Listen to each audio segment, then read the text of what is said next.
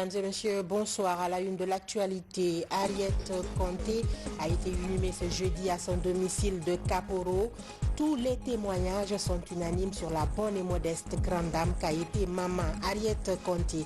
Alia Camara sera dans ce journal pour le film de ses obsèques. Et puis sévère baisse des activités des sociétés de Paris pendant cette crise sanitaire au Paris Mutuel Urbain et à Guinée Games. Le Covid-19 fait drastiquement baisser les recettes. Falilou Diallo sera également dans ce journal pour nous faire le point. Enfin, nous sommes le 14 mai 2020 et vos télévisions nationales souffrent sur ces 43 bougies, 43 belles années au service de la nation guinéenne grâce à de braves journalistes et techniciens engagés à servir les Guinéens.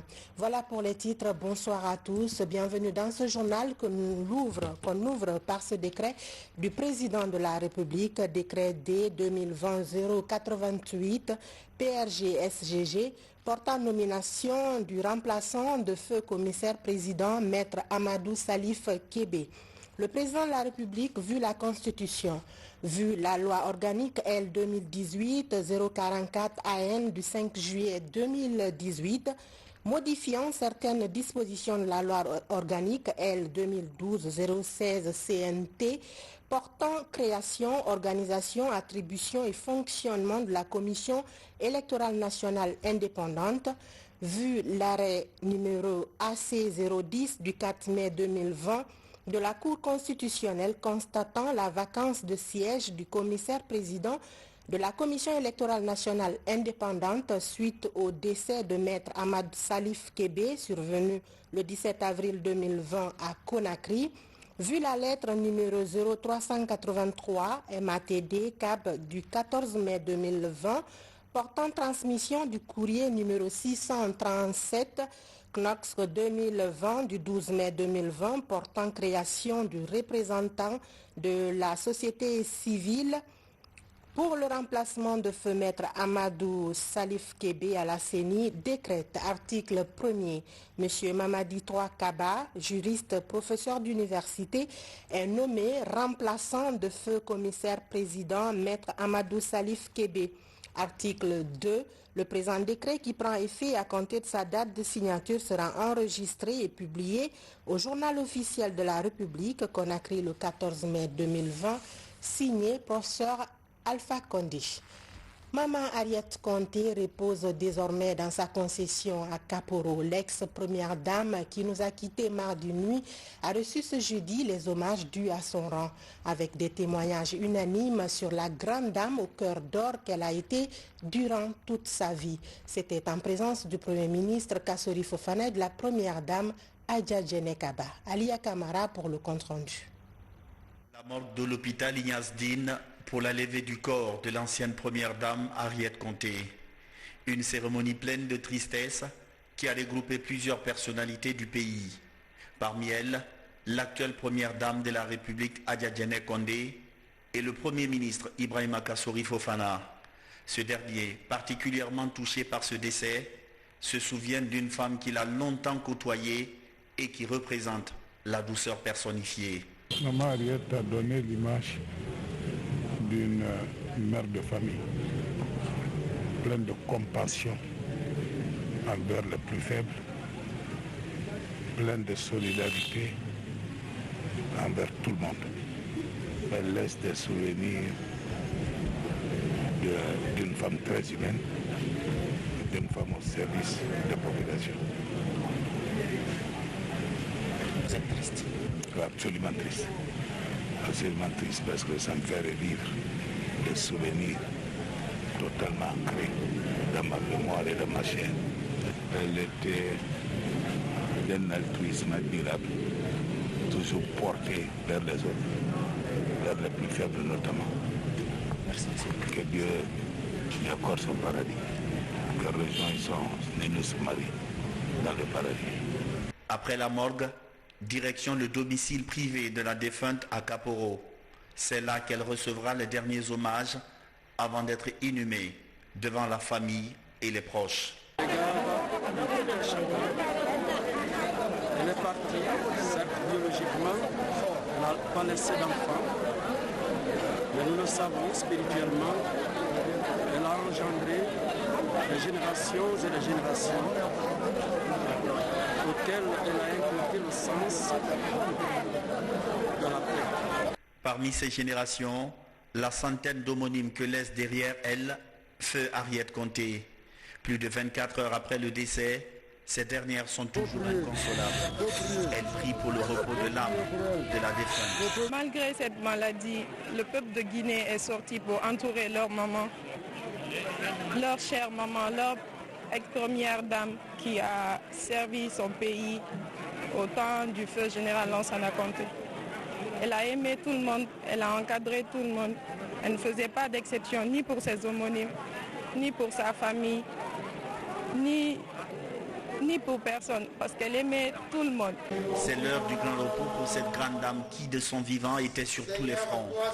Une dame qui a apaisé beaucoup de tensions en Guinée, secouru beaucoup de personnes démunies et qui a rejoint son mari, le général Lansana Conté, de l'autre côté de la vie. Que l'âme de maman Harriet Conté repose en paix, Amine.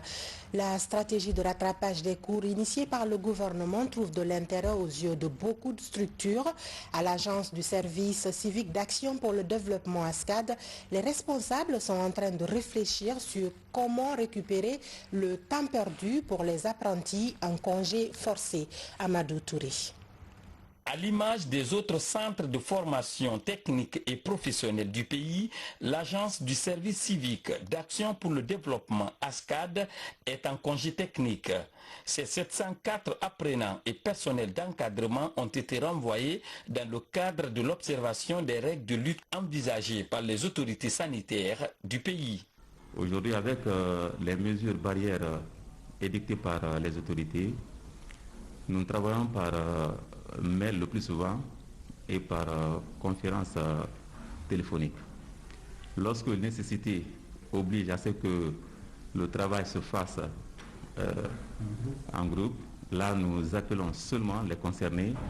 Cependant, nous avons mis en place au centre, puisque nous disposons d'une infirmerie, un centre d'appel téléphonique pour recueillir un peu l'avis ou, si vous voulez, l'état de santé de chaque employé, mais aussi de chaque volontaire, et cela de façon hebdomadaire.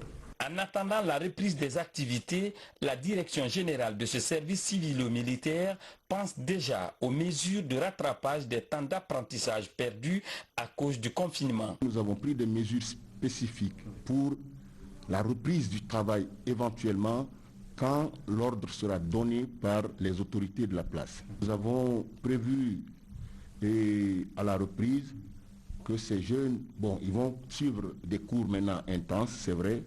Avant, on travaillait du matin jusqu'à 14 h.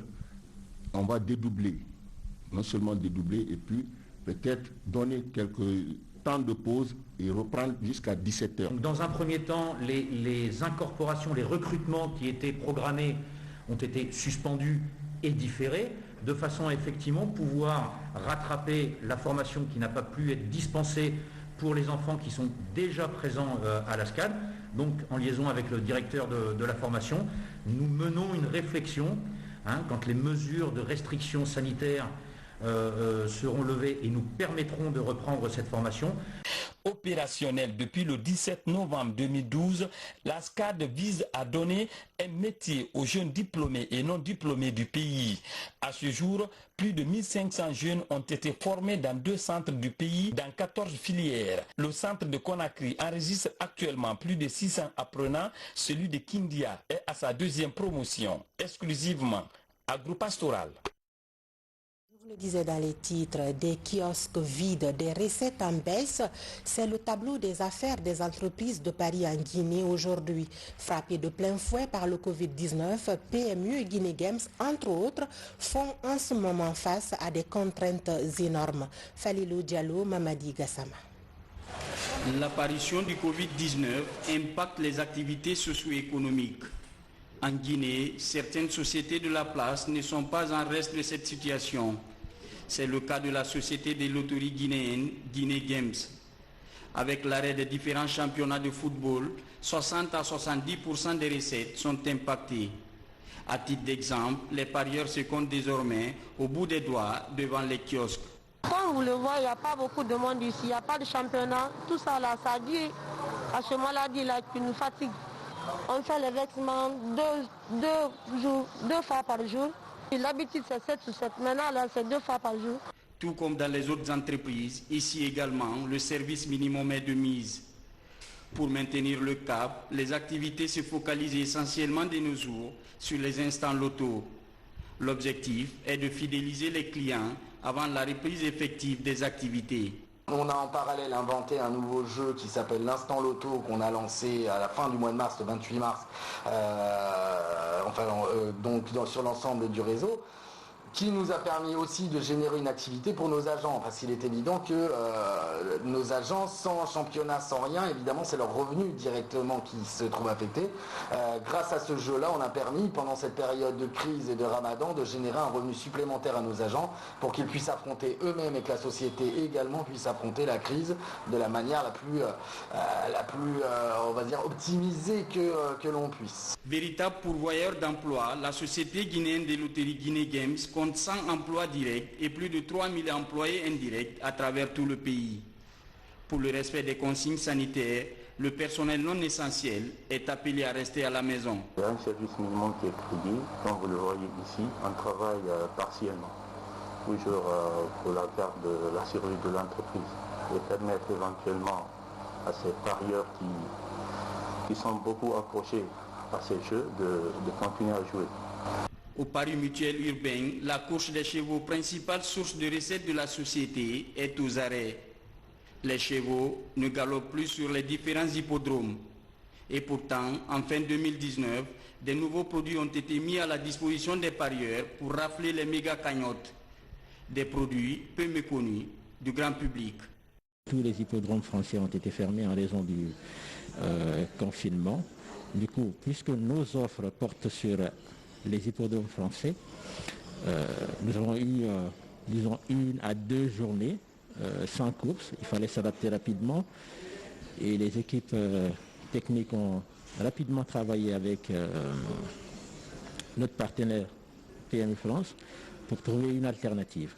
Et l'alternative était donc de proposer à nos parieurs des courses sud-africaines au début, ensuite des courses asiatiques, des courses de l'Amérique du Sud.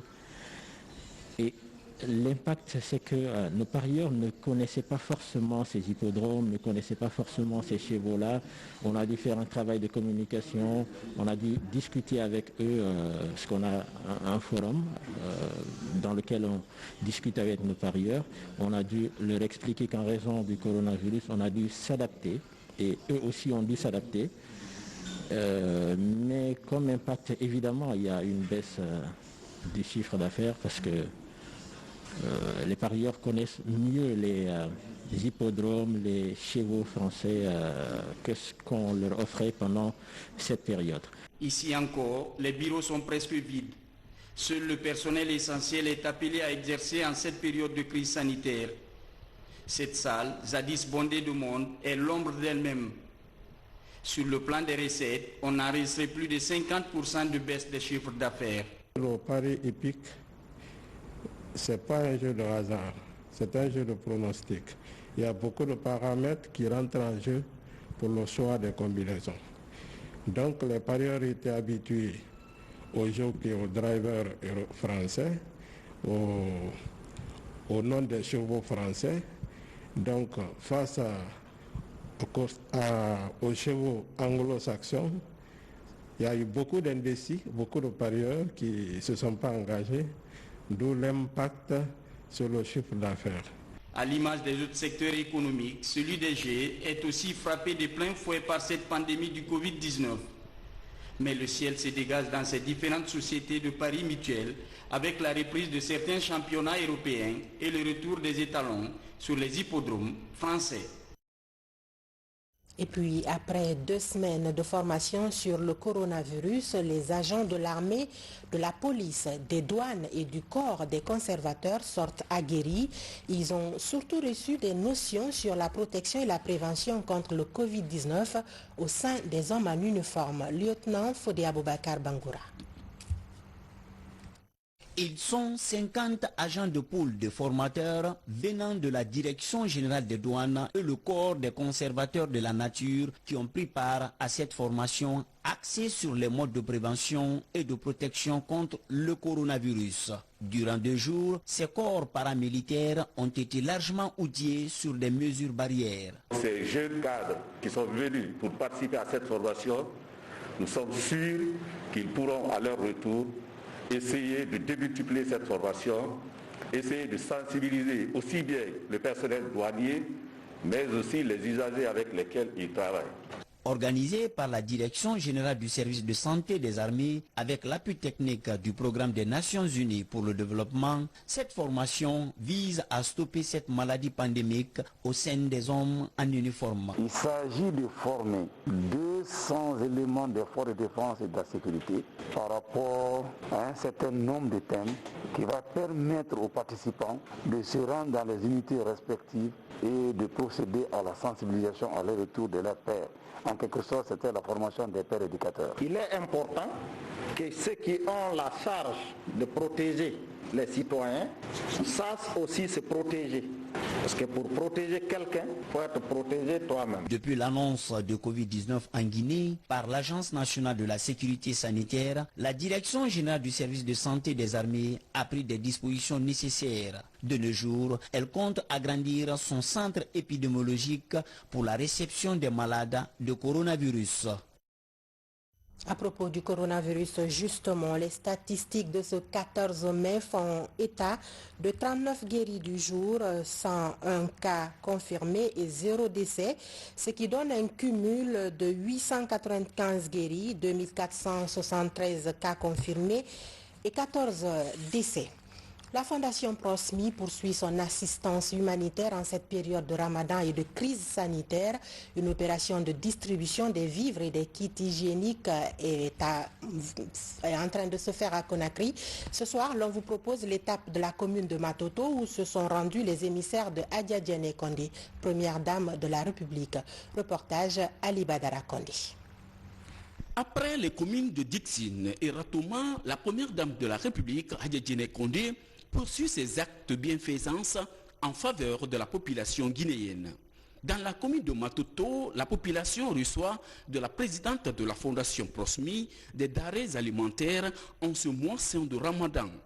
Il s'agit des sacs de riz, des bidons d'huile végétale. À cela s'ajoutent des kits hygiéniques en quantité destinés aux femmes. Cette action humanitaire de Adja Diané Kondé rime avec les ambitions de sa fondation Prosmi qui consiste à participer à l'amélioration des conditions de vie et de santé de la population guinéenne en général et particulièrement des couches vulnérables. Nous voulons remercier Madame la Première Dame. Au nom de la population de Matoto Marché, que nous sommes satisfaits de ce don. Car aujourd'hui, les gens sont confinés. C'est difficile de trouver à manger. Mais donner à manger aux démunis, c'est déjà un acte de citoyen. Deuxièmement, nous remercions la fondation, car il y a plusieurs fondations dans le pays. Mais cette fondation fait preuve de maturité, fait preuve de citoyenneté, fait preuve d'engagement citoyen vis-à-vis de la population guinéenne. En cette période de crise sanitaire liée au coronavirus dans le pays, les émissaires de Adja Diané Kondé ont également procédé aux séances de sensibilisation sur les modes de prévention de cette pandémie en Guinée. En cette période difficile de coronavirus se manifeste beaucoup de bonne volonté. C'est le cas de la société Sojlek Vinci Énergie. Elle offre à son tour des vivres et des kits hygiéniques aux populations riveraines du barrage de Sambagalo. Reportage Sarafdine Diallo, Abdoulaye Ngilande Diallo. Au total, 400 familles sont concernées par cette vaste opération de distribution des vivres. Ces familles font partie des villages traversés par le projet d'interconnexion du barrage hydroélectrique de Sambagalo. L'objectif est d'accompagner celle-ci afin de mieux affronter le Ramadan qui, cette année, est fortement affecté par la pandémie mondiale, le coronavirus. Dans cette opération, nous voulons montrer notre solidarité dans un premier temps à toutes ces populations et de les aider à adopter les gestes barrières, parce que dans le panier qu'il y a l'eau de javel, il y a le savon qui leur permettra d'adopter des gestes barrières. Et en même temps, nous voulons dire à toutes ces populations que nous comprenons ce qu'ils traversent pendant ce moment difficile de Covid-19 et nous leur apportont tous nos soutiens le long du tracé de la ligne de transport d'énergie. Je dirais à toutes ces populations auxquelles sont destinés ces dons de continuer par adopter les risques barrières. Cette action de solidarité de Ségelec, Société 26 Énergie, est soutenue par une séance de sensibilisation sur les mesures à entreprendre pour barrer la route au Covid-19. L'initiative est appréciée par les bénéficiaires et les autorités locales. Nous sommes très ravis de ces gestes de générosité que cette société a à faire à l'endroit de la population vulnérable de Oressala. Nous vous remercions très sincèrement. Nous venons ici accompagner Ségelec dans sa remise d'aide, de soutien aux personnes vulnérables, aux habitants de cette préfecture, de ce quartier et peut-être même partout où la ligne d'interconnexion Linsan-Labé-Mali passera. Donc c'est à cette occasion que nous sommes ici, les remercier, les encourager pour leur générosité. Sur une distance de 268 km, le projet d'interconnexion de 225 kV de Sambagalou touche les préfectures de Mali et Labé pour aboutir à Linsan dans la préfecture de Kindia. Nous sommes bien le 14 mai 2020. Il y a 43 ans que fut créée la télévision nationale de la République de Guinée. C'était très exactement le 14 mai 1977. Depuis, de l'eau a coulé sous les ponts. Mais chaque génération qui arrive imprime ses marques et fait honneur aux pionniers qui ont rendu de loyaux services au peuple de Guinée. L'histoire de la télévision nationale avec des témoignages clés, c'est avec notre reporter Mohamed Troa Kamara.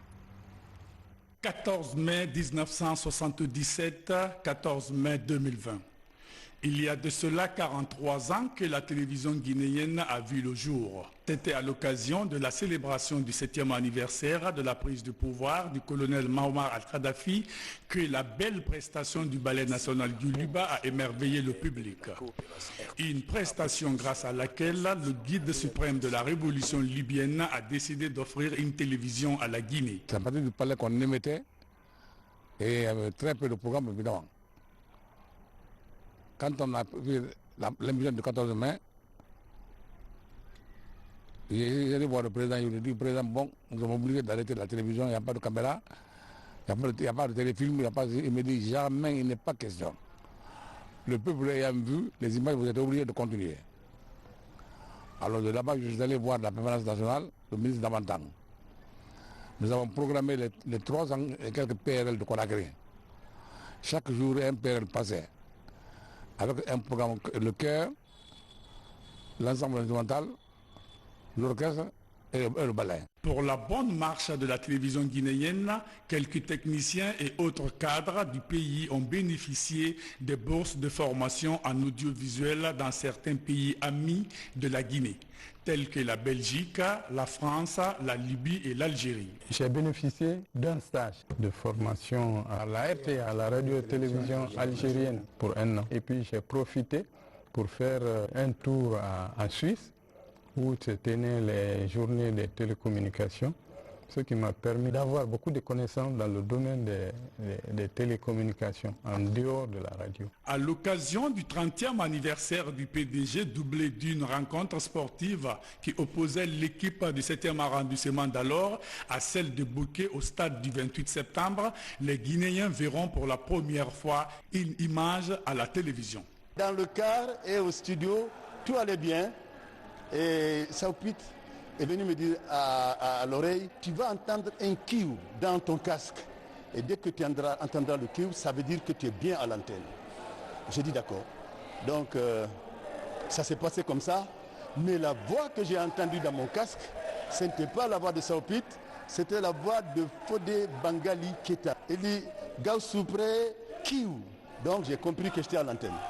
Alors j'ai commencé par saluer et les téléspectateurs, situer le match dans son contexte. Depuis cette date, la télévision guinéenne assure sa mission régalienne à travers les émissions, l'éducation, l'information, le divertissement et la sensibilisation. Cette télévision a connu une migration de l'analogie au numérique pour mieux servir ses téléspectateurs.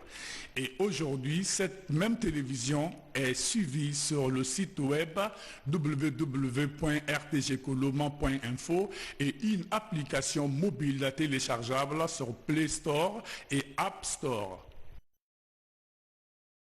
La situation sanitaire étant ce qu'elle est, pas de bougie soufflée cette année, mais nous souhaitons un jovial anniversaire à tous les journalistes et techniciens de la RTG et également un grand merci à vous tous qui nous suivez au quotidien, même si vous servirez notre mission. Bonsoir et à très bientôt.